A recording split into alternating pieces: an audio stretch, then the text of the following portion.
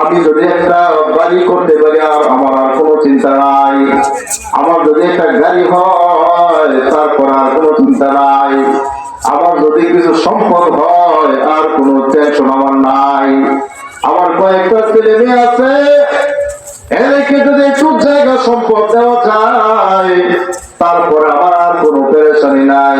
কি গ্রামের মানুষ এমন চিন্তা ফিকির মা বাবার আছে না নাই? আছে।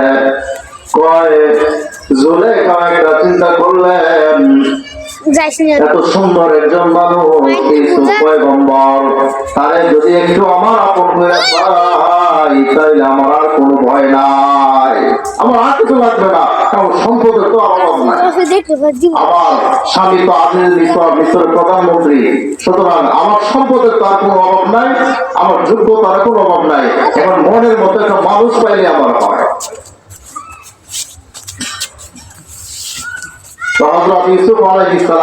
অনেক লম্বা চূড়া, আমি তো ঘটনাটা বলবো না, লম্বা চূড়া ঘটনা তো আমি সংক্ষেপে শুধু জিনিসটা আপনাদের সামনে উপস্থাপন করবো। এখন হযরত ইউসুফ আলাইহিস সালামকে জুলেখা লালন পালন করতেছে।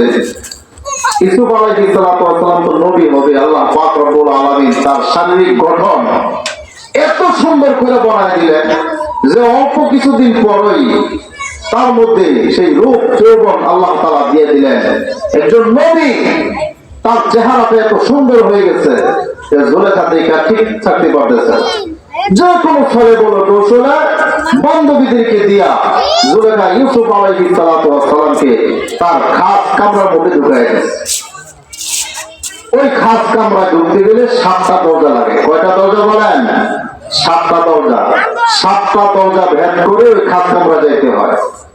যে কোনো এক কলা কৌশলে ইউসুফ আলাইহিস সালামকে 7টা দরজা বের করে ওই 7 নম্বর দরজার ভিতরে ইউসুফ আলাইহিস সালামকে পাঠায় দিয়েছে। উদ্দেশ্য কি? তার সাথে অপকর্ম করবে।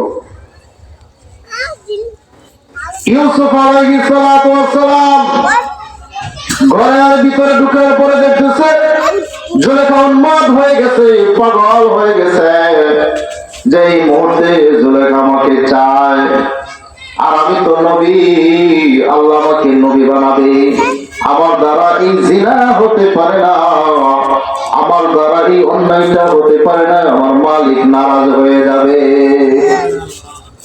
আমার মালিক আমার প্রতি অসন্তুষ্ট হয়ে যাবে। হযরত ইউসুফ আলাইহিস সালাম আল্লাহর প্রতি বিশ্বাস স্থাপন করে কয়েক বিপদ যত বড়ই হোক না কেন মালিকের সাহায্য যদি থাকে ওইটা কোনো বিপদ না রে বাবা। এই দুনিয়াতে কত মানুষ বিপদে পড়েছে, বিপদে পড়ার পরে মালিকের কাছে দোয়া করেছে, মালিক বিপদ থেকে উদ্ধার করেছে। কি বলেন কথা ঠিক কিনা? ইউসুফ আলাইহিস সালাম মনে মনে ভাবলেন জুলেখা আমার সাথে অপকর্ম করার জন্য আমাকে কলা কৌশল করে তার খাস কামরায় ঢুকায় দিছে। জুলেখার কাজ জুলেখা করছে, কিন্তু ওই জিনা থেকে বাঁচার জন্য চেষ্টাটা আমার করতে হবে, চেষ্টাটা আমার করতে হবে। মালিক বলেন,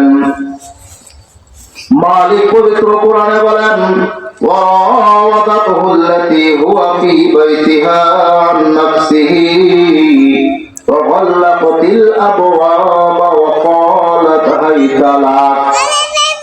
প্রত্যেকটা ঘরের দরজা বন্ধ করার পরে জুলেখা ইউসুফ পয়গম্বরকে বলেন আমার দিকে দাবিত হও, আমার সাথে জিনায় বেবিচারে লিপ্ত হও, আর নয়তো এই কামরা থেকে বের হওয়ার কোন সুরত তোমার নাই।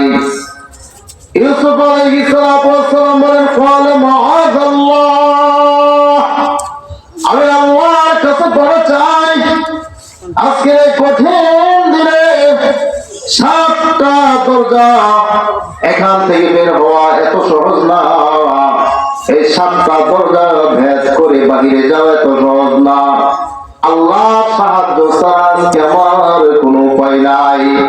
ক্বালা মাআযাল্লাহ ইন্নাহু রাব্বী আহসানা মাসওয়াই ইন্নাহু লা ইউফলিহুল যালিমুন। আল্লাহ তাআলার নাম নিয়ে হযরত ইউসুফ আলাইহিস সামনের দিকে দৌড়ানো শুরু করছে।